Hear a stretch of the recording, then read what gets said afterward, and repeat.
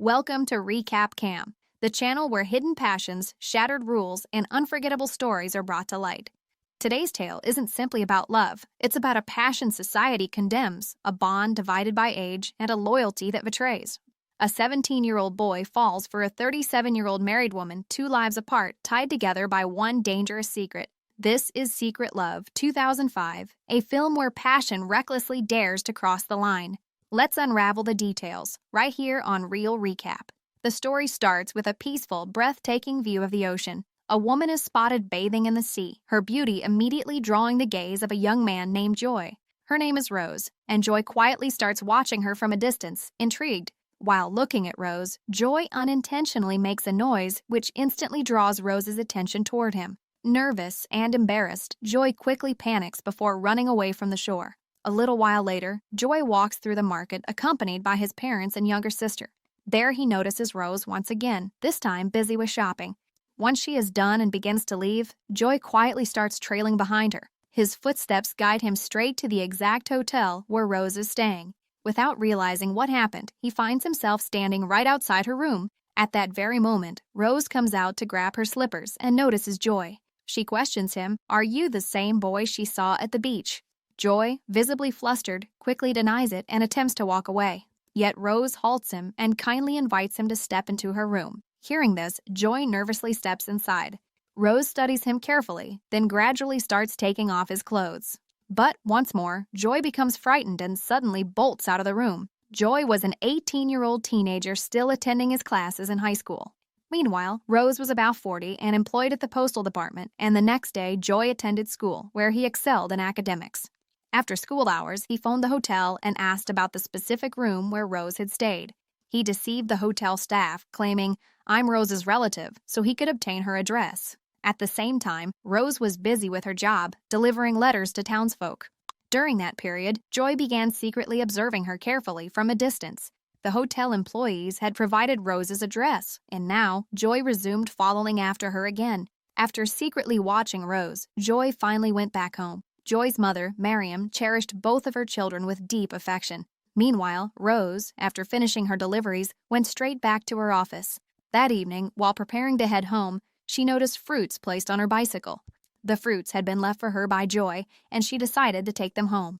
The following day, Rose continued her duties, while Joy, avoiding school, secretly trailed behind her again. Noticing Joy tailing her, Rose halted her bicycle, came toward him, and demanded, "Why are you following me?"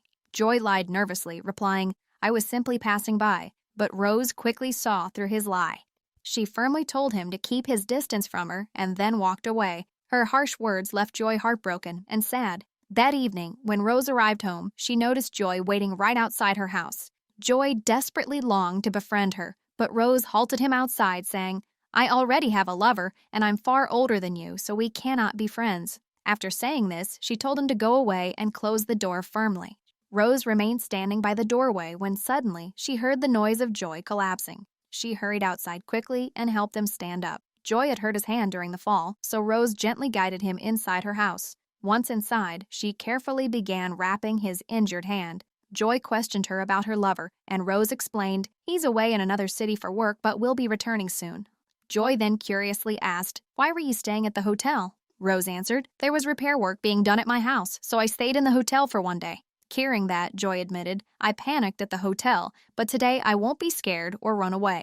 After hearing this, Rose quietly led him into her bedroom. She too had been yearning for closeness for some time and deeply craved passion. When she started undressing, Joy finished too soon, climaxing inside his pants.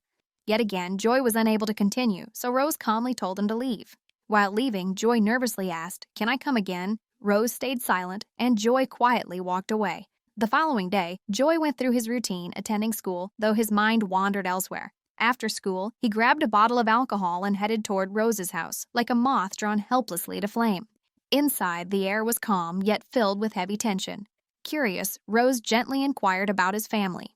With a faint smile and faraway eyes, Joy finally opened up. His father was a wealthy businessman, while his mother, a dreamer with a camera, had such vision that her husband built her a private studio. But not every dream comes alive. Now that studio only gathers dust along with fading memories. Their conversation shifted into gentle flirtation, slow and delicate. And this time, Joy understood perfectly how to respond to Rose's signals. He refused to rush. He studied her, mirrored her rhythm, and for the first time truly left her satisfied. Rose wasn't only happy, she was radiant and glowing. The following day after school, Joy remained at home. His mother, Miriam, prepared to leave and told Joy to take care of his younger sister. After giving Joy that responsibility, she walked away. Shortly after, heavy rain began pouring. Joy's sister started watching television while Joy took his bicycle and left to meet Rose. The rainfall had drenched Joy's clothes, so Rose told him to change. While changing, they grew aroused, and this time, Joy completely satisfied Rose's desires. Rose felt delighted as Joy finally quenched her longing. Just then, Rose suddenly heard the noise of her lover's car.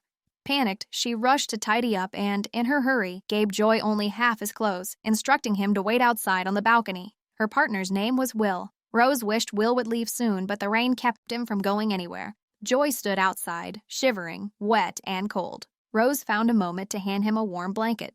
Joy also prayed Will would leave, but instead, Will began sleeping with Rose. Hearing the noises inside, Joy felt painfully heartbroken. After some time, when Will collapsed into sleep after climaxing, Rose pulled Joy back inside from the balcony. Joy then quietly went back home. He had fallen deeply for Rose and could not endure watching her with another man. When he arrived home, Miriam scolded him harshly for abandoning his younger sister alone. Joy's father, Norman, had returned home as well.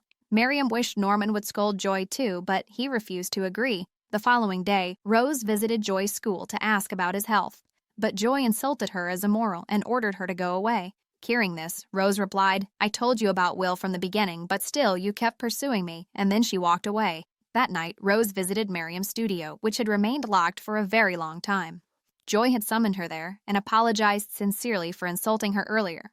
Rose forgave him warmly, and once more they satisfied each other completely. As time went by, their romance slowly deepened. They spent whole days wandering together and capturing countless photos of one another. One day, Joy brought Rose to a farmhouse outside the city, a property owned by his father. There, the two once again gave in to their intimate desires. Meanwhile, Miriam was tidying Joy's room and discovered his phone, which he had accidentally left at home. She came across Rose's photos saved on it. That night, when Rose got back home, she found Will waiting there. He demanded to know where she had been. Rose attempted to avoid his question, but Will quickly grew suspicious. Furious, he shouted, "The neighbors told me some boy has been visiting you." Rose remained quiet, which pushed Will into smashing bottles in anger. A shard of broken glass wounded Rose. After seeing her wounded, Will's rage suddenly faded. He hurriedly gave her medicine and told her to get some rest. Before sleeping, Rose confessed, "Yes, a boy came to visit me, and I made a terrible mistake." Will grew angry, but eventually forgave her. Meanwhile, Miriam confronted Joy with questions about Rose. Joy lied, claiming that she was nothing more than a friend. When pressed, he admitted that Rose was employed at the postal department. Miriam then revealed everything to Norman, saying, "Our son is being taught by an older woman and has become addicted to her." The following day, Miriam visited Rose's office and warned her to keep away from Joy, since his final exams were near. She wanted Joy focused on studies and success, and she strongly disapproved of their relationship. The next day, Rose went to Joy's school to announce her upcoming marriage to Will, hoping he'd forget her and concentrate on his exams. The idea of Rose marrying drove Joy into madness. A few days later, his exams started, but Joy vanished from his room, leaving his parents stunned. It was vital for Joy to attend his exams, otherwise his whole academic year would be wasted. That very day, Rose prepared for marriage while Will was busy arranging the wedding car. Norman confronted Will and asked about Joy, suspecting that the boy might be with Rose. Rose overheard from the window and hurried outside to Norman. He questioned her about Joy as well. Though Joy wasn't there with her, Rose knew exactly where he might be. She and Norman searched together and soon arrived at the farmhouse where Joy and Rose had shared intimacy. There they discovered Joy, heavily drunk. They immediately splashed cold water on him to bring him back sober. Once sober, Joy angrily shouted at Norman, "You never gave me your time, and now you're suddenly worried about me?" Somehow, Norman succeeded in calming him down and brought him back home. Later, Joy resumed attending his exams while Rose went ahead and married Will. Joy realized he could never marry Rose because of their wide age and life experience gap. In the end, Joy moved forward with his life and stayed happy even after Rose was gone. And with that, the tale finally reaches its end. Don't forget to like, subscribe, and follow Recap Cam for even more incredible stories.